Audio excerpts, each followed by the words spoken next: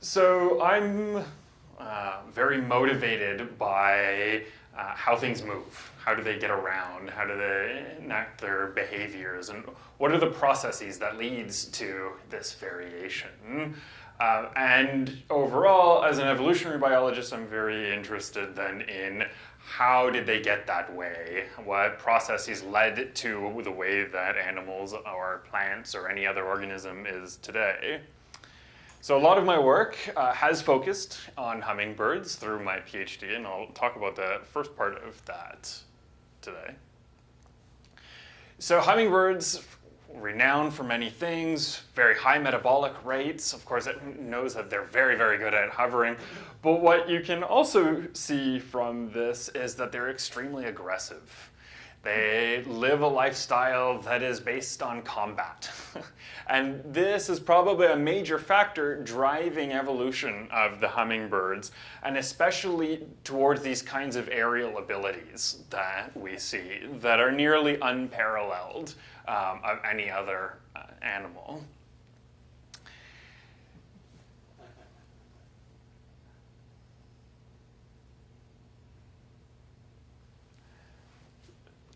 So when we think about these kinds of behaviors and what it is that the animal needs and how do they evolve to do this kinds of things, we could very coarsely talk about a model in which there's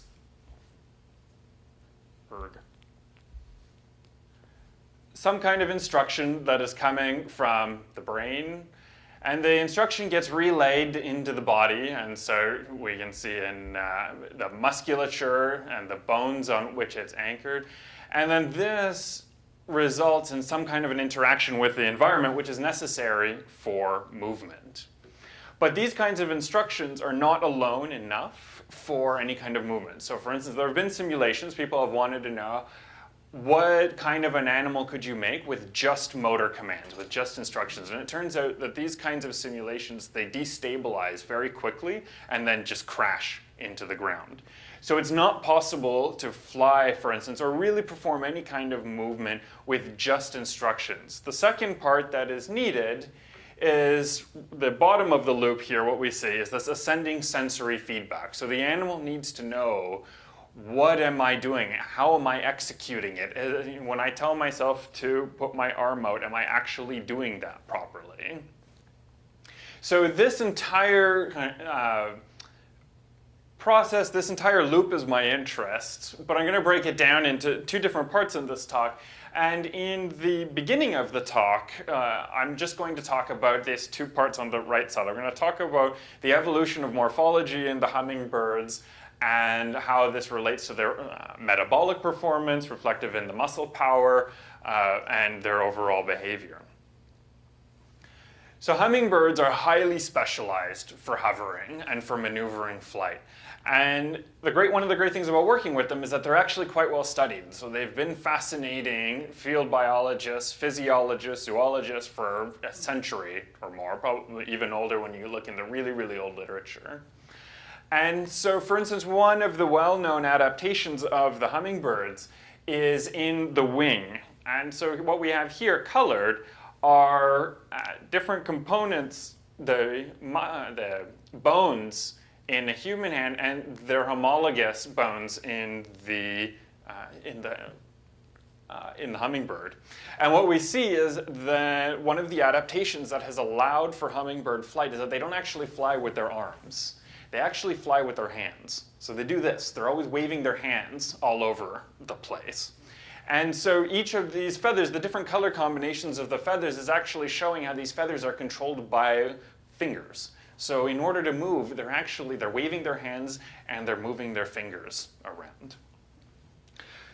So along with other innovations in the musculature, so kind of in the bone structure, there was one in the beginning of my PhD that really fascinated me, which is that when zoologists want to really coarsely know about something, maybe get some kind of insight into performance, one of the first things we do is we take a look at different body proportions and we say, well, are they all similar among these different groups of animals? And so over 50 years ago, some scientists went through and they wanted to know, are all flying animals kind of built in similar ways. And we can answer this question for a given definition of similar by just taking a look at, on the y-axis, the wing area, and looking at how the wing area changes with the body mass. Right? And what should stand out for you, because I've put it here in red, is that if we take a look at these different slopes, which indicate how wing area changes with body mass, there's something very different about the hummingbirds. So the hummingbirds, for whatever reason, wing area changes with body mass much more quickly than we would expect just by comparing them to other animals. And this was first noticed 50 years ago, but there it lay. No one could understand why would hummingbirds as a group be in any way different from other flyers. There were some ideas about the hovering, but there was no real theory that could explain it. But such a dominant pattern, it calls to us, because if we can understand why the hummingbirds are different in this way, then maybe we can understand something about the evolution of flight, about design parameters, and ultimately about the behavior and how it's evolved. When we started approaching this question, we came at it from a more mechanical background. So half of my background is in physics as a biophysicist. I thought, well, you know, there's a problem with this approach, which is just taking the body mass of an animal. It doesn't necessarily mean anything. Like, what is weight, right? Anybody can look at their own weight right now at BMI or at any other index and say, and argue about what it really means. But in physics, and especially the physics of flying animals, weight has a very particular meaning, because in order for an animal to fly and stay in the air, it has to generate a force that is exactly equal to its weight. If it generates more force, it's going to rise, and if it generates less, it's going to sink. And in this sort of paradigm, it turns out that hummingbirds are really a great model, because they do something that few other animals are capable of sustaining. They generate exactly as much force as their body weight, and that is, by definition, hovering. And because of that, when we're talking about body mass in the hummingbirds, we're actually getting an insight into how they're generating forces. So that leads us through to our first question, which is, what is the relationship between body size, wing area, and the flight performance of hummingbirds? So as I said, we started off with body mass and comparing it to wing area, but this is not really enough to get a really functional insight into why these things are related to each other. So what we would like in a model is to really bring more of the life, the behavior, the environment of the animal into this. So ideally, we should have some kind of a model that will integrate biomechanics. And biomechanics is the study of the movement, in this case, how they move their wings in order to generate lift and in order to fly. And we should also have something about their environment and that they live in. So for here I called it biogeography. But in the hummingbirds, this is hugely important because they go from sea level all the way up to the tops of the Andes. And the way that lift is generated works quite differently at different altitudes. Flying at low altitude with high air densities is quite different from flying at high altitude with low air densities. So we should know something about that if we want to know about their evolution as well. So with these components, we started to build our model. And in order to test our model, teamed up with a lot of collaborators, basically most of the hummingbird people that I could find, which was also useful because then they were all on the paper and so they couldn't critically review it when it came out. We got samples from across North America, and especially a lot in South America where a lot of the work is done, in Peru in particular. But we do have samples from across their range. And on the right side, we see a phylogeny, with phylogeny being a grouping of the species and how they are related to each other. And the main thing that we can see is that we have a lot of representation. We had nearly over 100 species in some cases and 1,500 individuals to test our models. And it comes from across all the groups of hummingbirds. Okay. So I'm going to show you now some data as we start to look at the patterns in here. And I'm going to start with the wing area and the wing velocity. And we're going to compare those to body mass on the x-axis down here, so on the bottom. And I'm going to show you lots and lots of data points. And those are going to be color-coded according to the scheme at the right, where these are the different major clades of hummingbirds. If you see hummingbirds up here in North America, they're all going to be in the red group up there. They're called the bee hummingbirds.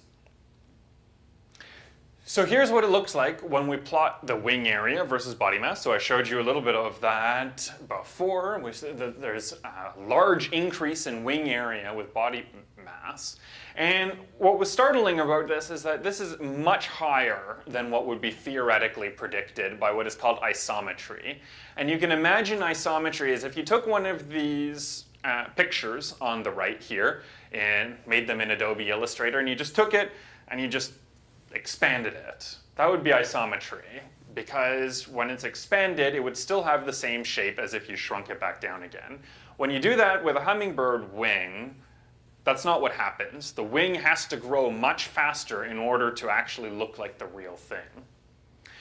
The second surprise was that the wing velocity, now on the bottom, doesn't change. And this was a great surprise to us because we don't know of any other animal in which such a pattern exists. And to put this in context, what this means is that if you were sitting at the wingtip of a 1.5 gram hummingbird, a tiny little Cuban bee hummingbird, or at the wingtip of a Patagonia, the giant hummingbird, you'd be moving at exactly the same speed. So the little guys, they can beat their wings at 80 hertz. 80 times a second, and the big ones can beat them 5 to 10. But actually, when you're at the wingtip, when you account for the difference in size, they're exactly the same speed. Okay. So now, what happens though if we look within species? Well, it turns out that when we look within species, we get a very different pattern happening. So the dark black line was the pattern among species, so if we go across all of them. But these little individual lines inside is what happens if we look within. So this is now asking about differences in body size like among individuals, right? Among person-to-person variation. And this is really something that fascinates me, is why are different people, what makes them different from each other? And what we see here is that the change in wing area is much lower than it is among species, but the change in wing velocity is actually higher. So within species, they actually do have to beat their wings faster and faster, and this is just to hover. Okay, so in order to actually get a quantitative framework for all of this to understand, instead of just looking at these graphs, let's actually quantify the variation. And we're going to have what we call an allometric exponent, which is just the slope of those lines that I was saying. And we want to compare those slopes across the different components that I talked before, plus a force coefficient that we need not worry about right now. And we're going to do that among species and within species. So let's just focus for the moment among species. What this allometric exponent is basically telling us is how much a given component contributes to supporting the body weight during hovering. So if you have a very large exponent, that is contributing more to supporting the body weight, and less is contributing nothing. So if we just look among species, we see that wing area has an exponent of 1 and everything else is 0. In other words, nothing else contributes to supporting body weight among species. All of the changes in body weight are explained just by changes in wing area. All right? So this would be like if in humans and chimpanzees, all of our weight supported by our legs, we would be having these massive monster legs, right? And that's effectively what hummingbirds are doing. They're investing very heavily in the wing area to support their bodies. Okay, well, what is happening within species? Well, within species, we saw those exponents were quite a bit more gentle. And in fact, what we see is that they have smaller wings that they don't increase in size so fast. And to compensate for that, they have to move them faster and faster. Neat. So there are some morphological patterns, some biomechanical patterns. what does this have to do with their performance, right? Well, we can actually test their performance, and we do that with this assay called a burst flight assay. So on the left, we have the situation that I explained to you, which is that they're generating a force that is equal to the body weight. But what we do is we give them a little necklace of beads, which weigh, and the more beads that they lift, the more force that they have to generate in order to lift them. So what that looks like is in here. This is a collaborator of ours, Ken Welch, who was also part of this work. And what he's showing from this PBS Nature documentary is the assay, and what we're counting, we're actually filming the beads as the bird takes off. And we count the number of beads because we know how much it weighs, and then that's how much extra force that individual was able to generate. So if we look now among species that had this unusual pattern of wing areas solely supporting their body weight, and we look at now the exponent of lifted mass, it's constant. That 1 in this case means that the amount of extra weight that they can lift is exactly proportional to their own body mass. But within species, it isn't. The smaller ones are actually lifting less and less. So what we had gone in, we thought, well, bigger, tougher kind of thing. These things, they are selected for competitions. You see these big ones, maybe it's just brute force. But we're actually seeing the opposite, which is now suggesting to us that the bigger ones may be less maneuverable and less able to generate this extra force. How about the power expenditure? So this is from another work that I was doing with some collaborators, Glenn Tattersall and Ken Welch, who you saw in the previous video. And this is a thermal video of a flying hummingbird. And the brighter colors are showing hot spots on the body. And the hotter it is, the more metabolic power is being consumed. So hummingbirds, they run really hot. So how does that compare when we look among species? Well, we can calculate the aerodynamic power. We didn't have a thermal camera at that point. And it turns out that the aerodynamic power, even if they're hovering or if they're in burst flight, doesn't really change. It's the same. It's proportional to body size. But something really interesting happens, which is that within species, the burst power, how much they have in reserve, it's really muscle reserve power that we're talking about, that stays the same. But what is costing them more and more is just supporting their own body weight. So because of the very different patterns in here, a larger individual, just to hover, has to spend more and more energy. So then what we've uncovered is that large individuals, they have to beat wings faster and they have to pay more to fly, so just to hover. And as a result of that, they have less reserve energy, and we predict they become less maneuverable and less able to do these maneuvers that we were saying at the beginning. In contrast, the large species evolve larger wings so that they pay the same just to fly, just to hover, and, which was actually startling to us and our engineering colleagues, they end up with the same maneuverability. And that was not expected, because usually with an engineering system, you would expect that something that costs less to fly would be less maneuverable. So a glider, very efficient, but you wouldn't do a dog roll in it, right? Okay. So in all of this, there was a bit of an implicit assumption that I didn't tell you about, which is that when we talked about the wing area, there was sort of this buried in the math. It works out if you assume that hummingbirds fly like this, with little flat plates, all right?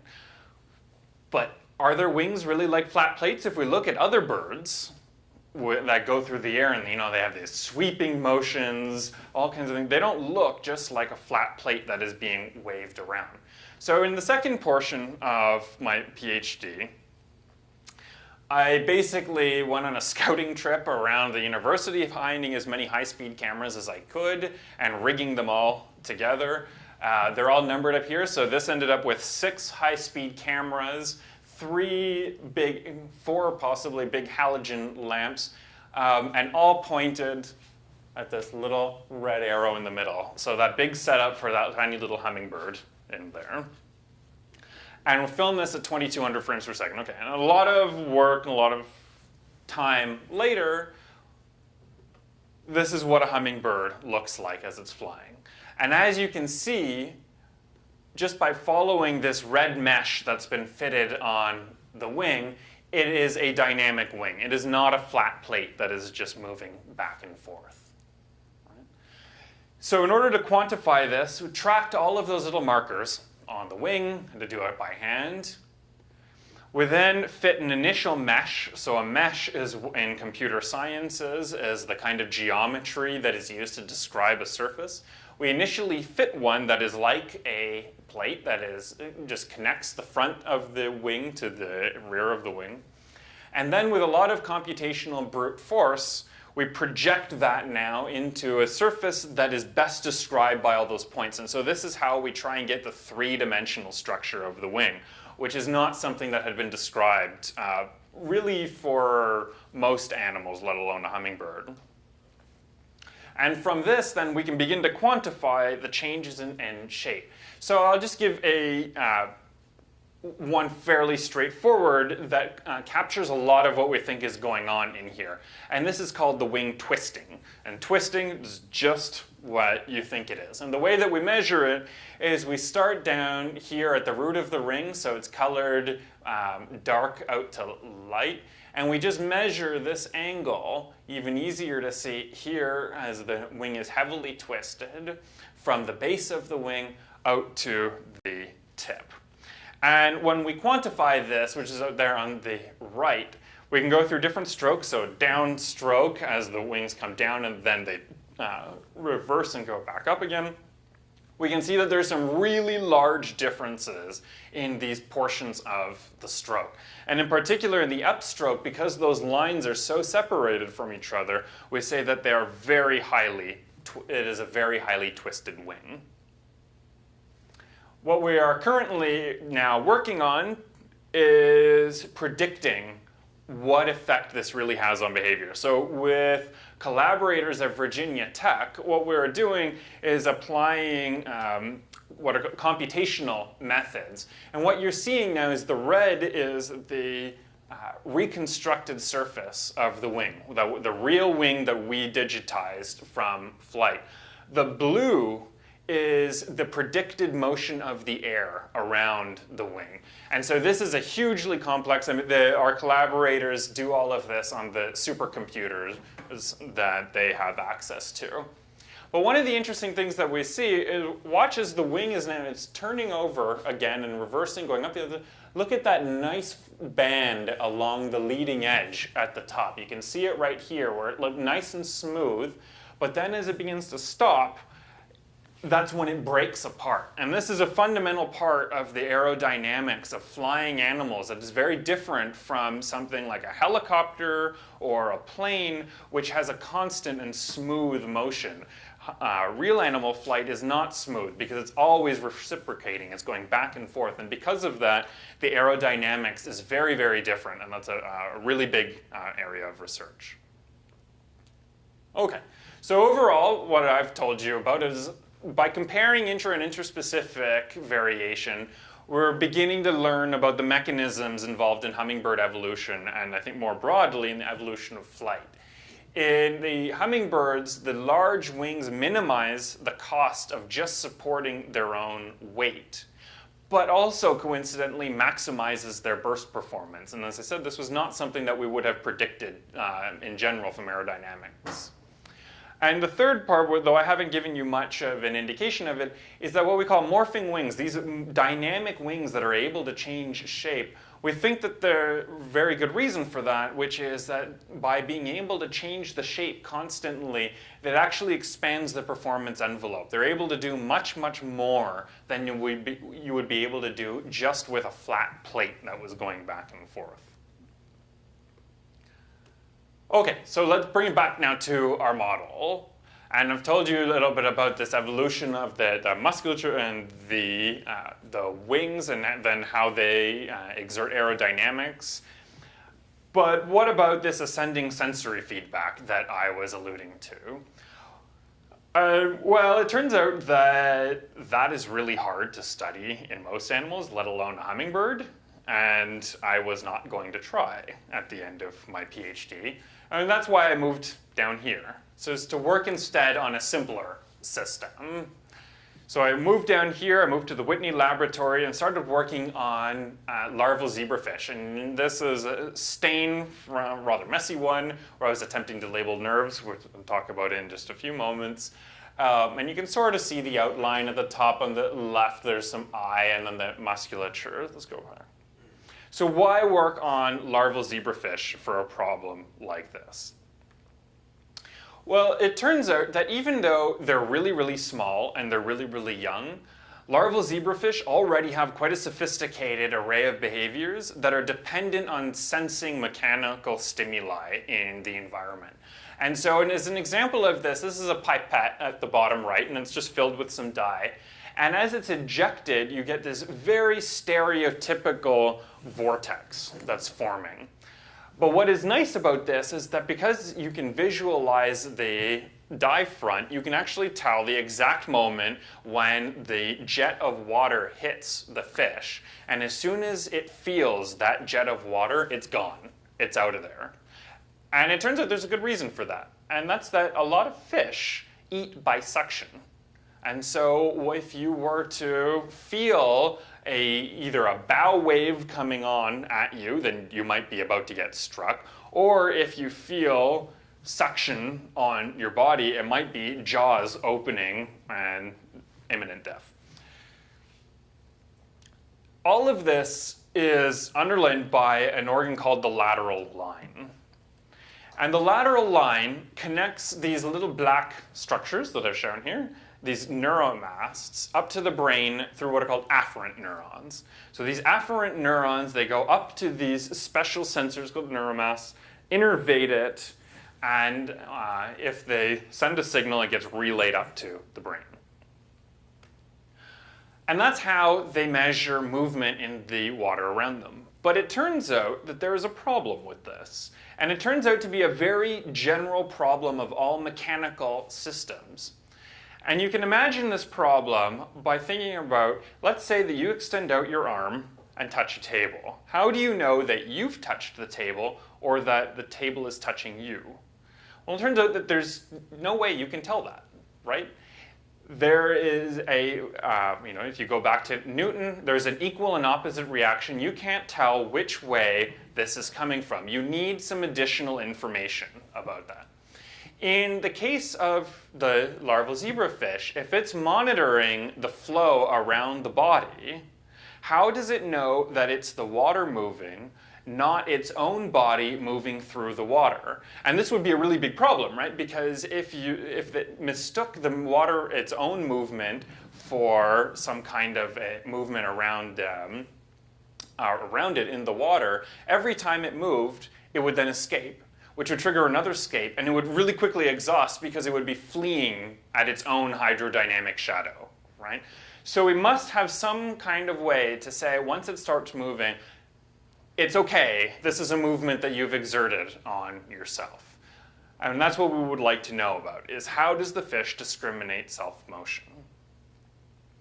Well, we think that the answer to this lies in the second part of the lateral line system. So there was an afferent system that was relaying information from the periphery up to the brain. But it turns out that there's a parallel system that's going in the opposite direction, efferents, that are sending information from the brain out to the periphery. In order to see a little bit more about how this works, let's zoom in on the neuromass and now look at their physiology. So this is a single neuromast. We can see the white cells in here are what are called hair cells. And hair cells are so named not because they have anything to do with the hair on your head, but because they send out a cilium into the water around it. This uses the very popular biological motif of sticking something out into the flow and seeing if it bends. It really is that simple. And because it's that simple, might be the reason why it's actually a really widely distributed mechanism. In fact, these hair cells share a lot in common with electroreceptors in sharks. Shark electroreceptors are derived from hair cells. But the other ones are the ears. So we have little cells in our ears that allow us to hear, and it turns out that physiologically, in a lot of ways that we're learning, they are very, very similar to these that line the body of the fish. But with a great advantage in the fish. No one has ever recorded from any of these cells or really interrogated these cells in an intact animal, like a mammal, because there's so many bones and so much that's going on in there that you're just never going to get in. So our idea is that by interrogating these in the fish, we can actually make fundamental discoveries about something like our autoacoustic system. So we have these, and the neuromass is then innervated by the afferent fibers, as is shown here in the brown, and they relay information up to the brain. What happens is that some flow comes by and it shears the cupula, and what this means is that it just bends over. The bottom is like a hinge, and it bends when a flow comes by. And there are two kinds of afferents. There are afferents that are polarized to respond to flow that is going in the direction as I've shown it right now, and there are other afferents that prefer in the direction that's opposite to the arrow that's up here. And if it's in their preferred direction, the afferent fibers begin to do what is called spiking. They start sending information like bing, bing, bing, bing up to the brain saying, I'm going, something's happening, right? The second part of this is that there are these efferent fibers that are coming in and they are also innervating. So the cholinergic fibers, we think, decrease the probability that an afferent sends any information to the brain. Whereas the dopaminergic fibers, in pink here, increase the probability of sending information to the brain. We actually know really, really little about dopaminergic fibers. That's only in the last few years people are starting to really get interested in them. They're buried deep in the brain, very difficult to find. So I'm not going to talk about them today. Instead, we're going to get insights just by looking in the blue ones, in these cholinergic efferent fibers. So where are these? In the cartoon at the left, this is an outline of a zebrafish. Its eyes are at the right in gray there. And I've zoomed in on what is called the hindbrain. So the hindbrain is a very old part of the vertebrate nervous system. Contains a lot of similarities between different kinds of animals. And that's where we find one of the cell bodies of these. And I've labeled these cell bodies by going in with a dye into the lateral line. I fill up the lateral line with dye, I inject it with an electrical pulse, and that dye travels back up to the brain and then labels the body of the cell. And the body is where a lot of that action, like any other cell, occurs. But what's interesting in here is that when we've done that, we can go in with a confocal laser microscope and we can take a look at the morphology. And so this is the part that tells us, these are called dendrites, and this tells us where the cells are getting their information from. This is not something that people know much about right now, but I'm working on currently. What's interesting is that they project bilaterally. So they actually get information, apparently, from both sides of the body. And this is sort of an unusual trait amongst neurons, to project onto both sides. But even though they accumulate information from both sides, they are responsible for sending information only to one part of the body.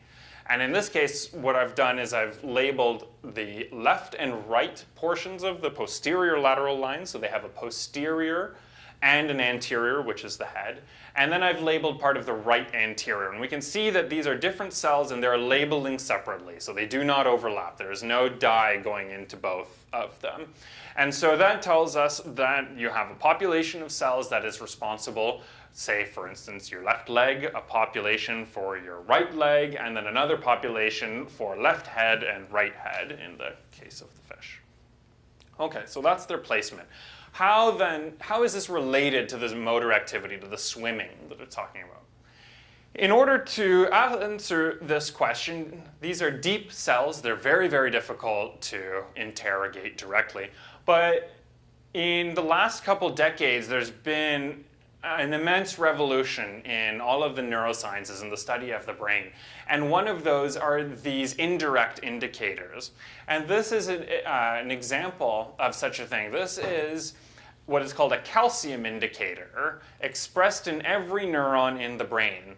And every time a neuron is active, that it is performing some kind of computation, it lights up green. So the calcium activity tells us that that neuron is active right now. And what you can see through here every so often is those flashes of green. You're literally watching a fish think right now. And that fish is thinking about moving around. And so because it's thinking about moving around here, circled in white, I've also labeled some of these cells. Labeling is what we call it when I do these tracing from the lateral line. And I've also labeled some of the neurons in the spinal cord. So these ones are the ones that are really responsible for that movement. And what we're going to do is we're going to take a look at how the movement indicated by primary motor neurons is related to the cholinergic lateral line. So these are the traces. So this is if we look at the intensity of the green in the previous slide. And every time you see one of these peaks of activity, each one of those lines is a different cell. And what we can see is that they're really highly correlated with each other, right? So on the top is a motor neuron, and there are, say, 5 motor events in there, so swam 5 times. On the bottom is the cholinergic efferent activity that we were studying, and it's basically they're always active when there is a motor activity, and they are never active when they're not. And this is a really interesting pattern because what this suggests to us is that these are called motor copies. So what then is a motor copy? Well, before I was talking about the motor commands that have to be sent down to the body in order to execute a movement. So that would be some kind of descending motor command. And then the animal moves and it gets some ascending sensory feedback as well, represented here in the drawing. Well, it turns out that what they do is they just fork the motor command. So they take a copy of it, and instead of sending that out to the muscles, they send it out to the nervous system itself. And that's represented here by an arrow. And what that copy is supposed to be doing, what we think from much research, is that it modifies the sensory feedback before it even gets back to the brain. It's a pre-filter. And the idea is that nervous systems do this to reduce their computational burden so that they don't have to think about things that are irrelevant. It's also a very common mechanism in these kinds of motor systems, and as an example, is a reason why you can't tickle yourself, because your brain knows what you're up to. And so it's not happening. Okay? So how now do we try and bring this all together and sense how is the animal actually responding to a stimulus while it's moving? So what I'm going to show you now is what we call electrophysiology. So we're going to go in and interrogate these cells and the muscles directly. And we're going to do that by going up to a neuromast, those little sensors, and we have a little glass rod, and we just vibrate it really fast. And when we vibrate it, afferent neurons start spiking. So they get really excited. And each one of those little blips that you see on there is the response of an afferent neuron. And what we see is also the polarization that I told you about. Not all afferents will respond to all stimuli. So this short amplitude one seems to really like it when the probe was moving from the tail to the head. Yes?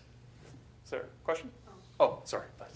So it really likes it when it's moving from the tail to the head. In contrast, the high amplitude afferent prefers when it gets a stimulus that's moving from the head back towards the tail. And so it goes back and forth, and so we get this nice oscillatory pattern.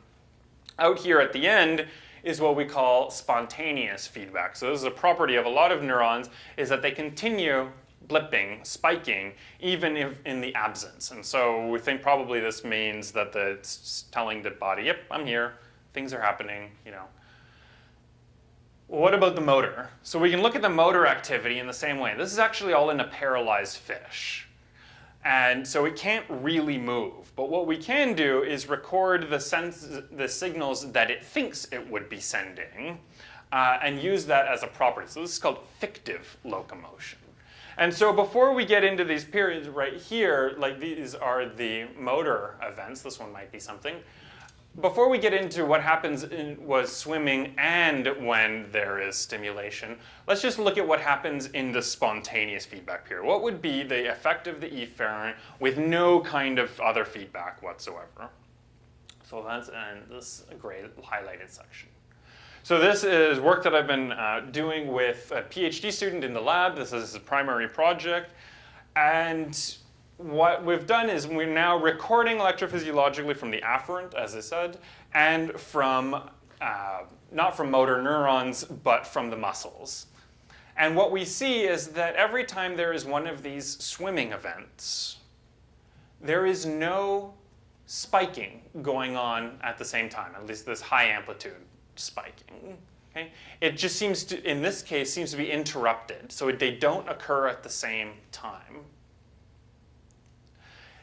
So we go through, do a lot of fish, and if that was not a real observation, if that was just due to random chance, what we would expect is that if we compared the spike rate before, so in this period, and we compared the spike rate in this period, then they would just be equal to each other. By random chance, you know, maybe that was not a real thing that I just showed you. That was just me cherry picking some data because it looked really good, right? But no, because it turns out that if we then compare the spontaneous spike rate during a swim event, it's half of what we would see normally. And that is telling us that the effect of the cholinergic efferent is to reduce the probability of spiking by 50%. So it is 50% less likely that any kind of signal is sent back to the brain if the fish also says, I'm swimming.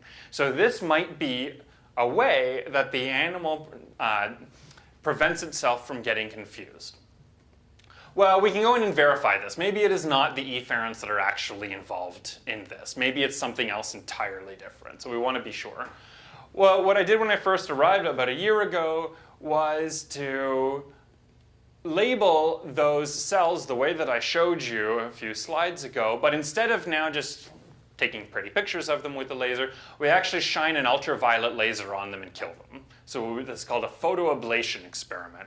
And if it's dead, then it can't send any of its signal out while we are recording. And in fact, if we then compare a trace between a wild type and an ablated, if there's a swim, we don't see any of this gap in the afferents anymore. And we can again do a similar method where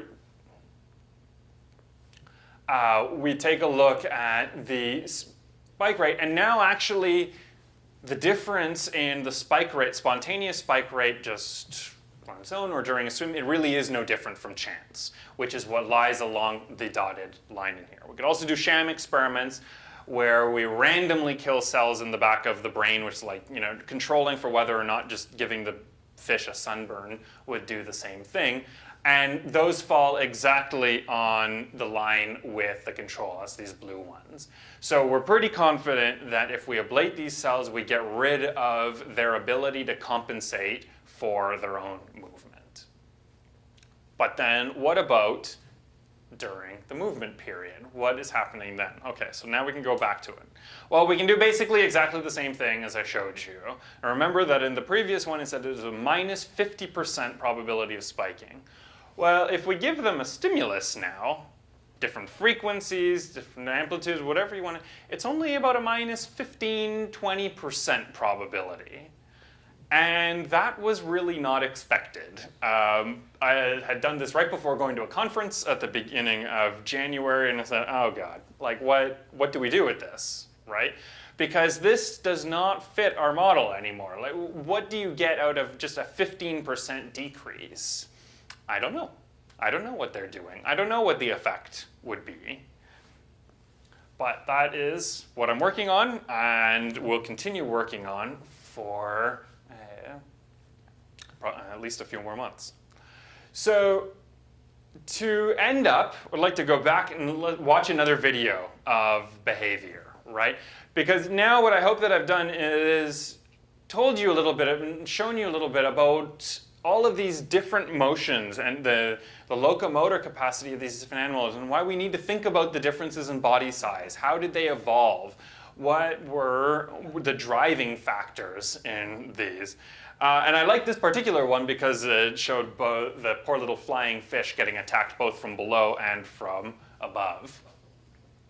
But it's not just about the size and the morphology of the animal and what it looks like. There's all of these adaptations to deal with its own motion, for instance, and in order to control its own motion.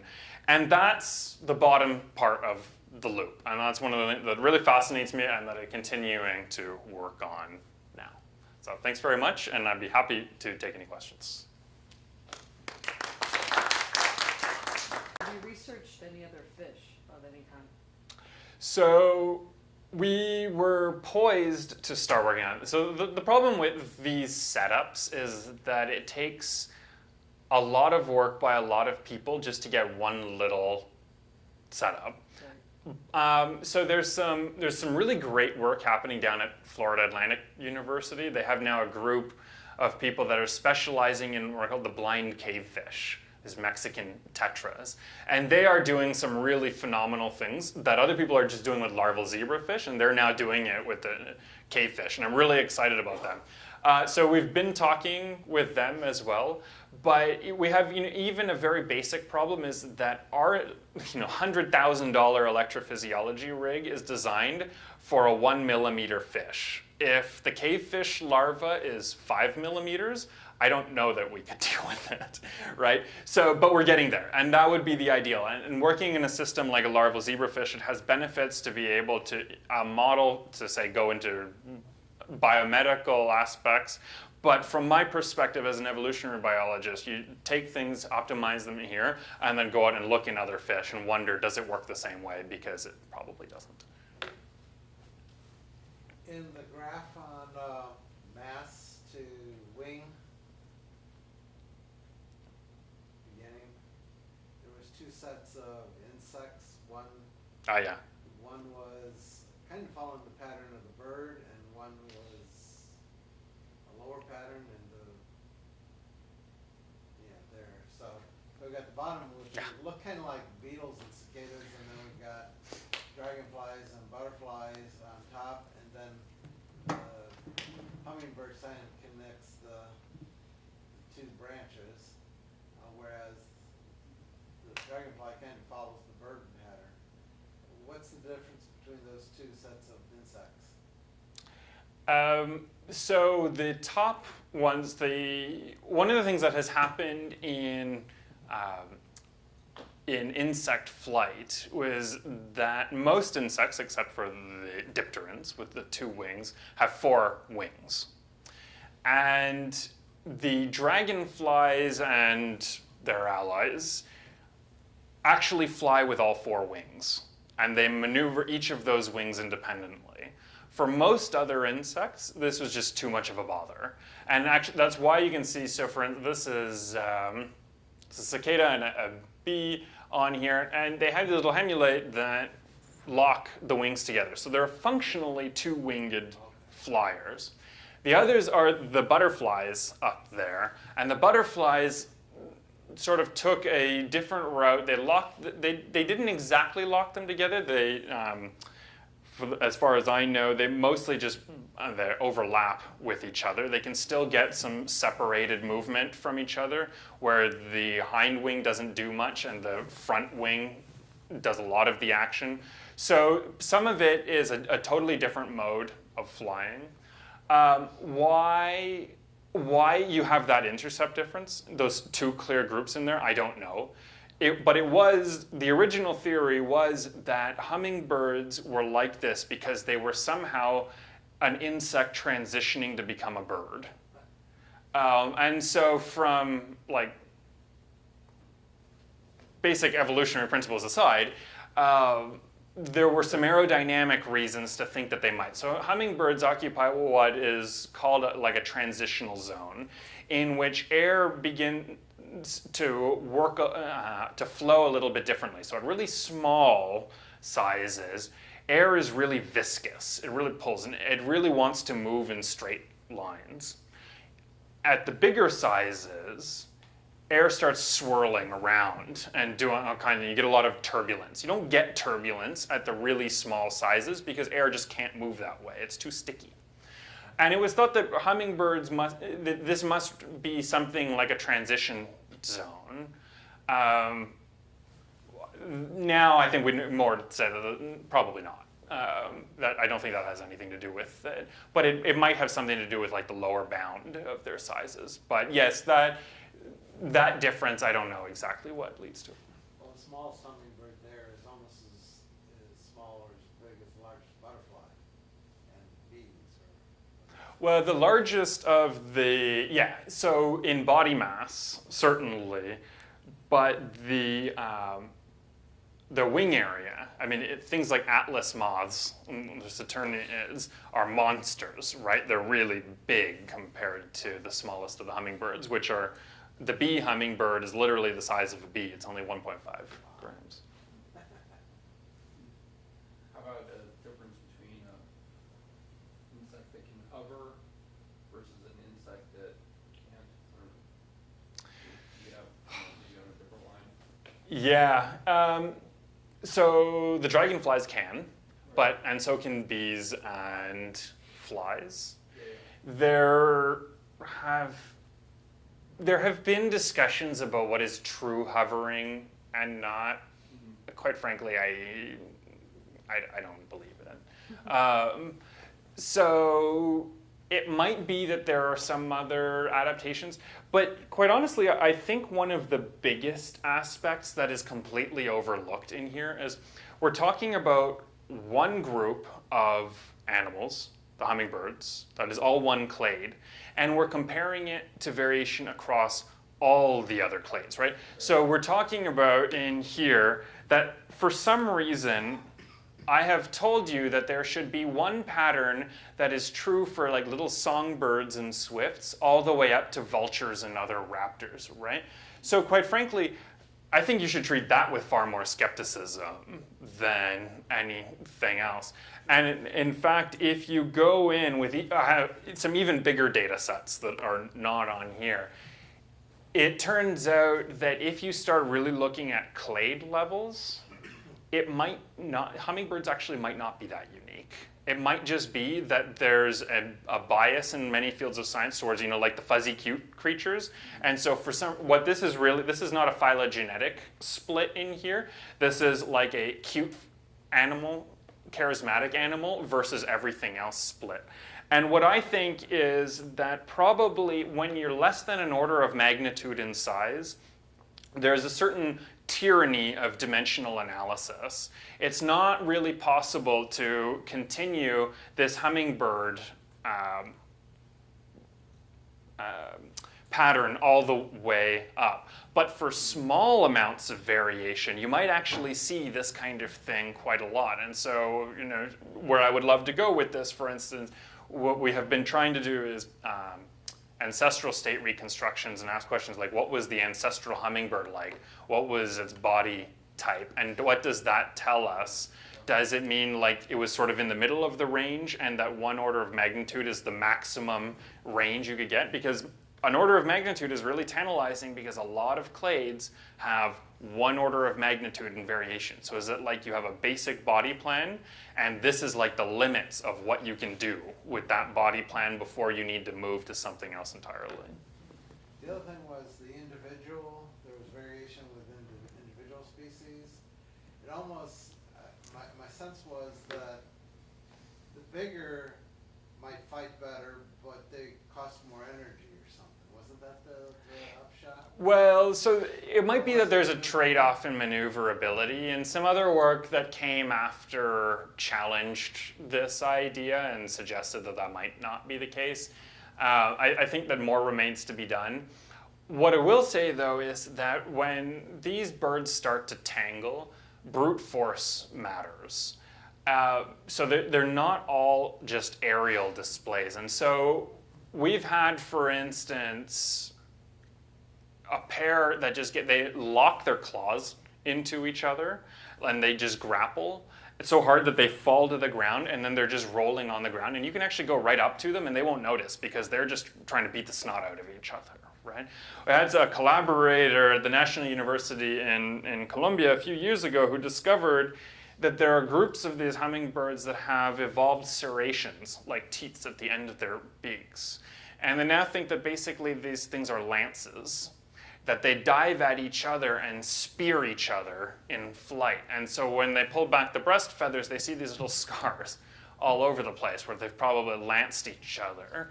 And so in that case, if you're going to stab someone, you want to put a lot of weight behind it, right? So maneuverability might be one of the things. We were very interested in the lab in maneuverability at that point. But in terms of fitness, what actually leads to a competitive male or a competitive female in some cases? I mean, the whole male and female difference I didn't get into, but it's hugely fascinating. We don't know that yet. We're nowhere near that.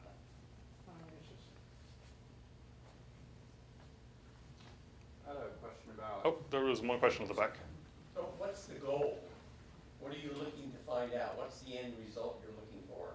How will we do something with this to either benefit something or lead to some other information, or where are we going? Where are you going with this? Where do you hope to go with this?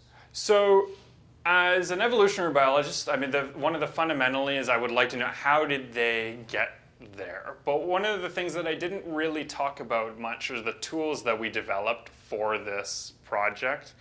And it was a little bit of a veiled critique of other models that have been proposed that we said were not very rigorous. So in terms of, I like the way that you posed it, how can we use this to develop? I don't think that the methods are exclusive to hummingbirds.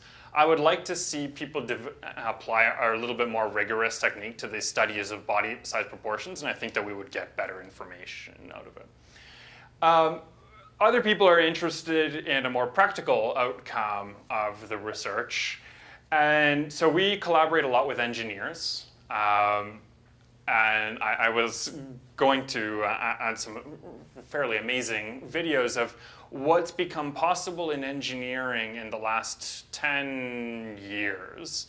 It's truly, like, if you can go home and look at YouTube videos of Festo research, and they're now building robotic bats, robotic gulls. AeroVironment has actually put out a robotic hummingbird that hovers. And this was only enabled by understanding how hummingbirds did it, because there was so much that was wrong about our understanding of their flight. And in fact, that transitional aerodynamic regime I was alluding to before turned out to be an enormous challenge, and that we've been able to crack by studies like this, by learning more about how they address the problem themselves through evolution. The second portion, so I am also very motivated to learn more about these efferents. As I said, this is a very common motif in biology, is a forked command copy that then provides further instructions as a filtering mechanism. And when those kinds of things go wrong in the brain, it turns out that they're related to a lot of developmental problems, such as speech problems. Many of them can actually be traced back to the fact that the brain isn't very well aware of when it's generating its own signals to talk. An example might be that if you don't send one of these canceling signals, your brain's not very good at that. Every time you chew, you'd think that somebody is talking to you, right? It's just a reverberation in your skull. So the body needs to be able to do these things. It's also, some of these efferents may be related to problems like schizophrenia, where, again, the brain is not very good at dissociating where basically what it's doing, and what's in the environment, and what is fact and what is fiction. Personally, so what I would actually really like to do with it, I'm very interested in how continued stimulation of, say, the hair cells along the body, so flow, how does a fish that feels flow all the time and turbulence all the time, how does its behavior change compared to one that just lives in still water? Right? So you would think that it would be very different. And this is directly related to problems like living in a noisy environment, is now a problem for everybody because most of the world's population now lives in noisy environments. And I was writing a grant for this a couple of years ago, and I was coming across some amazing statistics that, for instance, something like 50%, these were Canadian statistics, but something like 50% of 3-year-olds were now being exposed regularly to hearing like damaging levels of noise from headphones. So they basically, I think, get parked in front of something with some headphones on, and they just get huge amounts of noise. And I'm really fascinated by what happens in the long term. I suspect that in 30, 40 years, there's going to be lots of calls for people to study the hearing loss epidemic, because I think that I just think it's on the way. There's so much noise, so many headphones, everything else that we expose ourselves to. So I sort of became very fascinated by that, the child avenue of it when my daughter was born, and that became a pressing concern. Well, like with your fish study, what comes to mind in a human is what triggers a startle reflex. Instead of the flow of water against your body, making you flinch, it's a sudden pain or a sudden noise or a surprising touch will trigger a human to startle. Mm-hmm. Is that the startle reflex wiring the same as your fish hair cell? It is not exactly the same. So some of the startle reflexes in humans are spinal loops, so that don't involve the brain at all. And basically the idea for these is that for a startle response, like touching a burning stove, you don't want the signal to go up to the brain. The brain says, okay, what's going on? I put my finger down. I put my finger down on the stove. Stoves are hot. My finger is hurting on a stove, right? I mean, it's got to go through all of these little computations. The pain reflex is wired through the spinal cord, Yeah. but the startle reflex triggered by sound. Right, Or that would be. something flying at you. Okay, so like yes, vision is wired through the midbrain. yeah. Which So is like the hindbrain of your fish, right? it is, but where I was getting to is that there's one crucial difference is that as far as I know, the Mothner cells, which are these escape cells, so there are cells that are basically designed to escape. That is their specific function, and I don't know of an analog outside of them. But the lessons that we learn from them about how that information is taken, accumulated, and then sent out will inform once. But the issue is that it's so hard to do the cellular anatomy of a human brain, which, I mean, the cells are the same size as one of these fish. So. Well, thank you very much. Thank you.